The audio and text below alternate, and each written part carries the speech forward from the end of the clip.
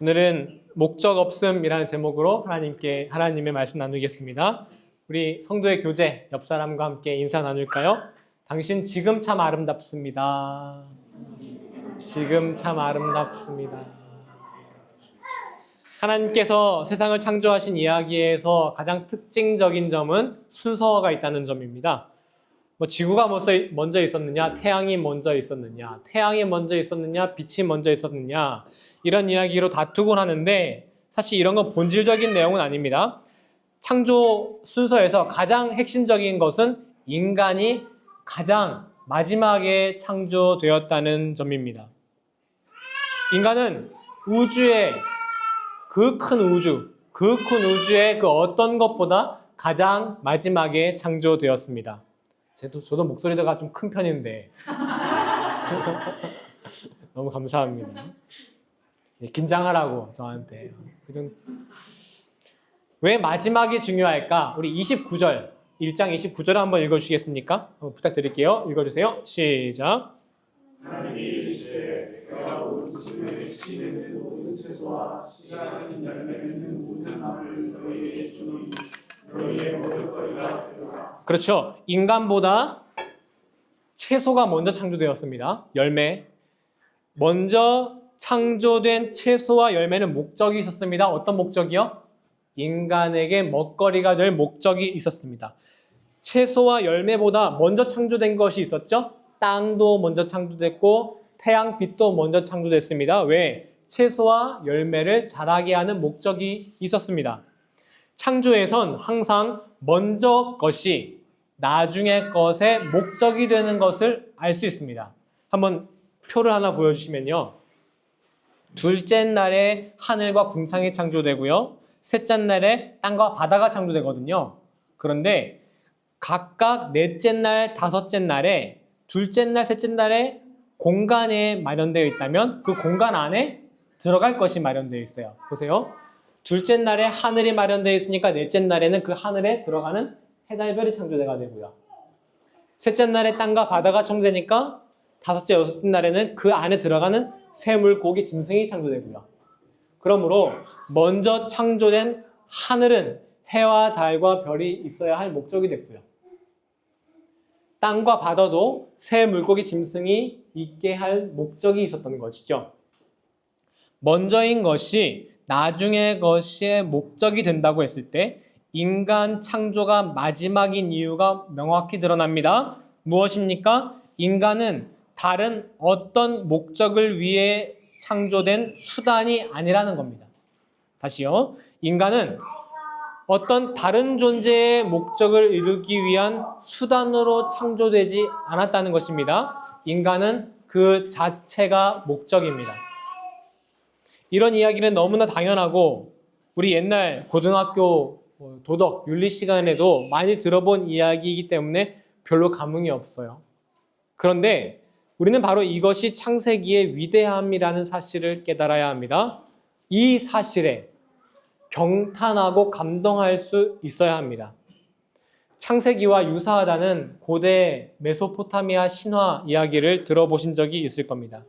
그 중에 기원전 1800년의 것으로 추정되는 아트라시스라는 신화에서 인간 창조 이야기가 나오는데요. 아트라시스는 가장 지혜로운 자라는 뜻이고 그 등장인물의 이름입니다.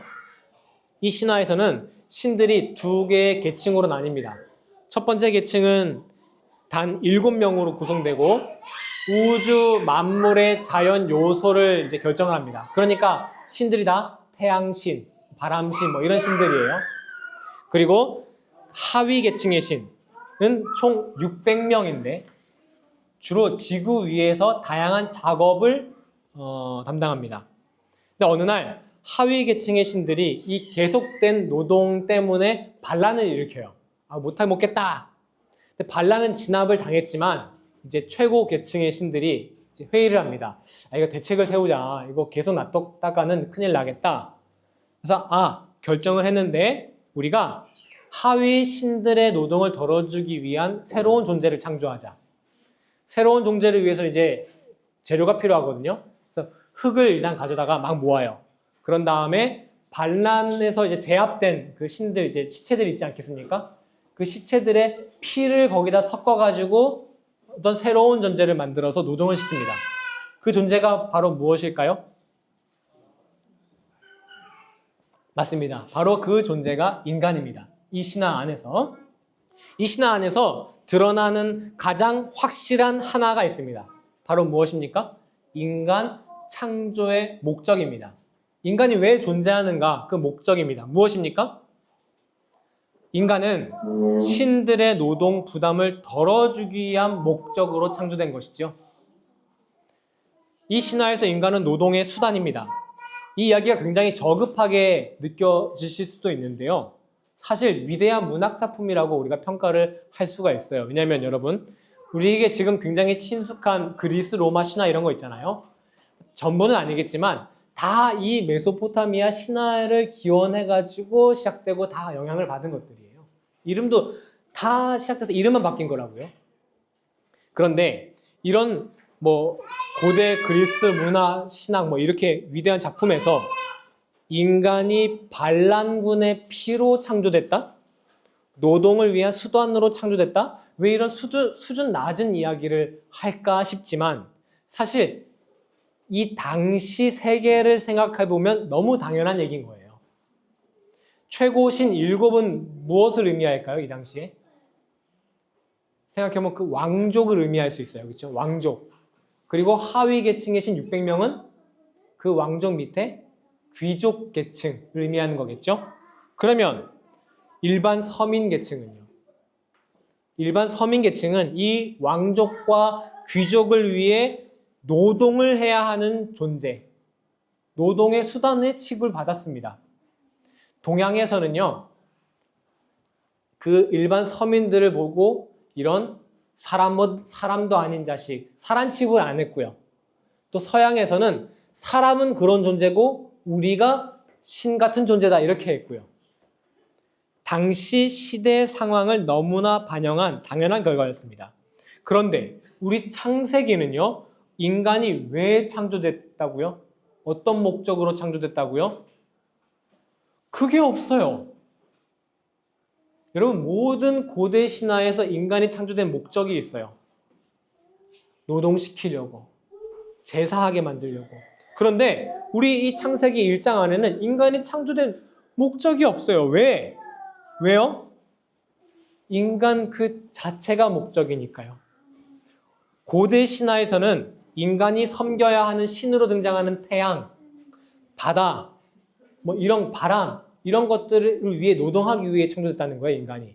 근데 우리 창세기에서는요, 오히려 그 신으로 등장하는 태양, 바람, 바다가 누구를 위해 창조됐다고요? 우리 인간을 위해 창조됐다고요. 목적과 수단이 180도로 완전히 뒤바뀌어 버린 것입니다. 간혹 고대 근동의 신화가 창세기와 비슷하다고 해서 우리 믿음이 도전을 받기도 하는데요. 아니요. 오히려 여러분 비슷하기 때문에 창세기가 더 놀랍고 위대한 겁니다. 비슷한 건 그 당시 사람들이 같은 세계관 안에서 기록됐기 때문이에요. 여러분, 지구가 평평하다고 믿던 시절에 사람들이 만약에 지구를 그린다고 생각해 보세요. 그러면 예수님 믿는 사람이나 안 믿는 사람이나 다 지구는 평평하게 그려요. 그런데 그런 시대에도 불구하고 당시 신으로 여김받던 태양이, 신으로 여김받던 달이 누구를 위해 창조됐다? 인간을 위해 창조됐다. 아니, 무슨 신이 600명이고 지들끼리 싸워서 어쩌고 하는 그런 말이나 하는 시대에 인간은 그 어떤 도구도 아닌 존재 자체가 목적이라고 쓰고 있는 겁니다. 여러분, 여기에서 정말 소름이 한번 확 끼쳐야 되거든요. 제가 이 창세기의 위대함을 여러분에게 어떻게 하면 정말 잘 설명을 드릴까, 같이 함께 느끼도록 해드릴까 답답하면서도 좀 죄스러운 마음이에요. 이게 다 전달이 안 되는 것 같아서. 이 당시 구약 시대에는 여러분, 지구가 둥글다는 것도 몰랐어요. 그렇죠? 지구 위로 태양이 도는 건지 알았어요. 그렇죠? 바람은 기압차 때문에 공기가 움직이는 게 아니라 바람의 신이 이렇게 바람을 자기 입김을 부는 거라고 생각했어요. 바람의 신이. 그거를 여러분 신화가 진짜라고 믿었다고요. 이가 아프면 이빨 아프게 하는 신이 와서 나를 아프게 한다고 생각했고, 머리가 아프면 머리 아픈 신이 있다고 생각했던 시절이에요. 태양이 이렇게 도는 건 태양의 신이 마차를 타고 이렇게 하늘을 뛰어다닌다고 진짜로 생각했던 시대라고요. 여러분, 그 시대에 세상 지구에 사는 거의 모든 사람들이 다 우리는 저 태양 같은 신을, 저 귀족을 위한 존재야 라고 다 믿고 있었는데, 이 시대에 저 태양이 너를 위해 창조됐어. 너는 어떤 목적을 위해 창조된 게 아니라 너는 지금 그대로가 목적이야. 이게 너무 놀라울 따름이에요. 얼마 전에 어느 배터리 공장에서 화재가 발생해서 23명의 노동자가 사망했습니다. 자세한 사실관계는 모르지만 여러 기사에서 예상된 인재였다라는 평가가 줄을 잇고 있죠. 희생자 대부분이 비상구 정반대편에서 발견된 것으로 보아 안전교육이 제대로 실시되지 않았다던가, 이미 화재 위험으로 몇 번 경고가 있던 지역이었으며 심지어 며칠 전에는 같은 곳에서 작은 불이 나기도 했다는 점, 이런 점 말입니다. 조금만 더 신경 썼더라면 이 23명의 그 귀한 생명이 희생당하지 않아도 됐을 텐데, 도대체 왜 이런 일이 반복되는 것일까요? 왜 인간을 목적이 아니라 수단으로, 도구로 보기 때문입니다. 어떤 목적을 위한 수단과 도구였을까요? 이 경우에는 이익, 돈이죠. 결국 돈. 회사 입장에서 이 노동자들은 돈을 벌기 위한 수단이고, 우리 사회가 그것을 너무나 너그럽게 인용해줘요. 관용해줘요. 그렇지, 회사는 이익 벌어야 되니까 인간쯤은, 노동자쯤은, 특히 외국에서 온 피부색 다른 노동자쯤은 수단으로 여겨도 되지. 이 사회적 어느 정도 합의가 있는 거예요. 회사 입장에서는 이 노동자들은 서류에 시급 만 얼마짜리로 찍히는 숫자에 불과합니다. 그러니 비용을 절감하려고 사고가 일어나는 것이죠. 아직 회사의 잘못이 다 밝혀진 건 아니지만 정말 화가 나는 건 이 회사가 여러분 이번 사건을 위해서 변호사를 선임했는데 김앤장 선임했다는 거예요. 뭐 얼마나 비싼 데인지 모르겠지만 뭐 어마어마하겠죠. 변호사 수임하는 건 자유지만 그 수임 비용이 어마어마하지 않겠습니까? 그 비용의 10분의 1, 아니 10분의 1이 뭐예요? 100분의 1만이라도 노동자의 안전을 위해 썼다면 이런 일이 벌어졌을까요?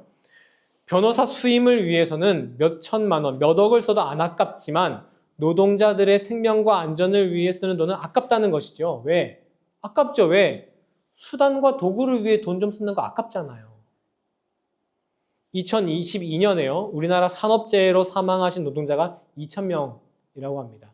2,000명이면은 이번에 한 번 이스라엘 하마스 전쟁에서 한 번 전쟁이 일어났을 때 2,000명 사망했거든요. 우리나라에 매년마다 전쟁이 일어나고 있는 거예요. 우리 사회가 얼마나 사람을 돈을 위한 도구로 보고 있는지 심각하게 생각해야 합니다. 이런 이야기가 벌써 하루 이틀이 아니죠. 사진 하나 보여주시면 이거 제가 초등학교 때 배웠던 것 같아요. 모던 타임즈. 이건 단순한 코미디 영화가 아니라 뭐다?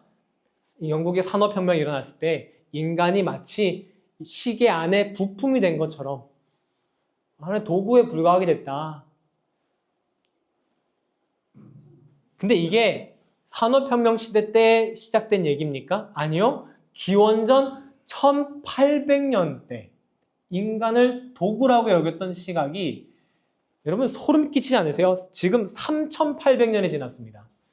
3800년이 지나서 이제는 반려견, 반려묘의 권리, 심지어는 AI, 로봇의 인권 뭐 이런 것까지 얘기하고 있는 시대거든요. 이 시대에 3800년 지난 인간을 도구로 보는 그 시선이 아직도 있다는 사실이 하나님이 정말 노아의 홍수 안 일으키고는 못 베길 지경 아니겠습니까?